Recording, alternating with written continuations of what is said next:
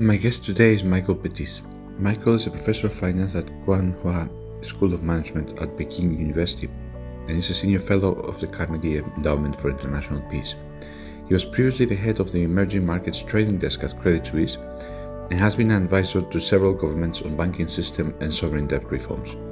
His current research focuses on China's economic and financial markets, and he's co-author of the recent and very well-reviewed book Trade Wars Are Class Wars.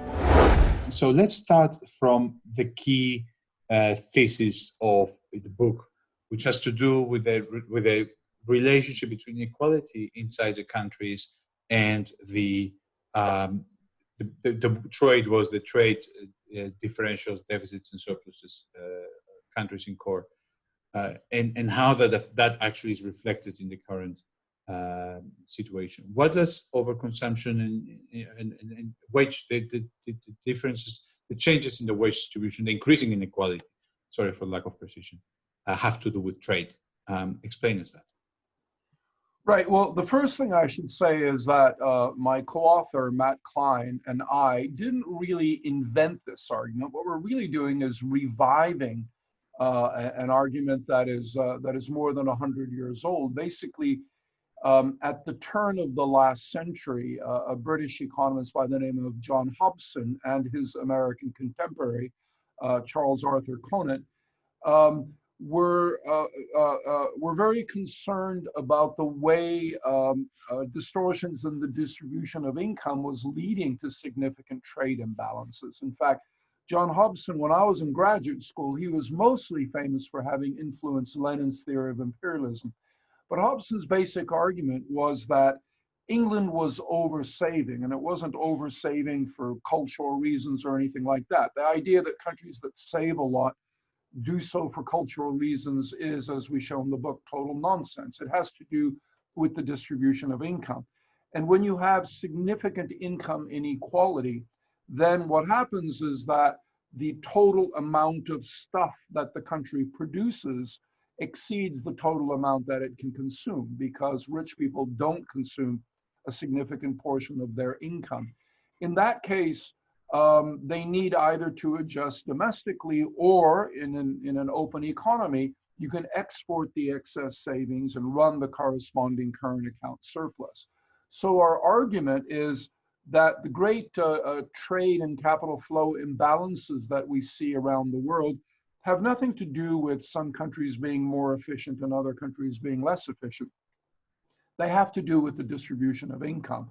So if you want to strengthen your competitiveness, and the classic case, perhaps Germany, after the Hartz reforms in 2003, 2004, how do you do it? Well, the high road to improving your competitiveness is to increase productivity, workers' productivity. And if you do that, the country produces more stuff, and it doesn't run a trade surplus. What it does is it produces more stuff and is able to import more stuff with improving terms of trade. The low road to increasing competitiveness is to lower wages. And you can do it directly, like Germany did in 2003, 2004, or you can do it indirectly by weakening your currency, which some people would argue that Germany also did through the euro. Or you can undermine your social security, your social safety network, or you can degrade the environment. There are lots of ways of doing so. But the point is that when you do this, you gain competitiveness by reducing wages, by suppressing wage growth. And that reduces global demand, but it increases your share of whatever is left. And that's a classic beggar thy neighbor sort of dynamic. And we argue that when you look at the trade conflicts between nations, it's very important to understand that the same group in the deficit nation and the surplus nation pay for the cost of the adjustment. And the same groups within the surplus and deficit nations benefit from the suppression of wages. So that's why we gave the rather provocative title, Trade Wars or Class Wars, because what we wanted to argue are that trade wars are not really conflicts between countries. They are conflicts between economic sectors that express themselves as imbalances between countries. So what would you say if you had to pick 2 or 3 pieces of evidence? What would you think are the key pieces of evidence for a skeptical about this argument that it is this enormous growth in inequality that we have seen over the last maybe since the early 90s? What is the evidence that this tremendous growth in inequality is actually behind the growth in the global imbalances? What some economists have called savings glut as a Right. way to summarize it. Well, the clearest case seems to be within Europe, the easiest case to point to, because before 2003, for example, Germany had not large, but they were running trade deficits, and there were problems with employment, et cetera. And so between 2003 and 2005, Germany implemented a series of reforms, the so-called Hartz reforms, the effect of which was to slow the growth of wages relative to GDP growth. GDP growth didn't pick up. If anything, it slowed a bit, but wage growth dropped to about a third of what it had been before the reforms. So as a result, this is just arithmetic. If wages grow more slowly than GDP, and if wages represent the bulk of household income, then the household share of GDP should contract. And that's exactly what happened. Now, German savings soared during that period, and you will remember the whole series of very silly articles explaining that German savings were high because the Germans are natural savers. They're prudent people, unlike people in Spain who go to the beach and have siestas and spend all their money. But of course, that's not what happened. What happened is that as you slowed the growth of wages relative to GDP, there was a transfer of wealth basically from ordinary Germans to businesses. The household share went down, business profits exploded. And most consumption is household consumption. Business profits are, as you know, 100% savings. Businesses don't consume any of their income. So as you transfer income from ordinary people either to the rich or to businesses, automatically the savings rate goes up, not because people decide to save more, but simply as a function of that transfer of wealth.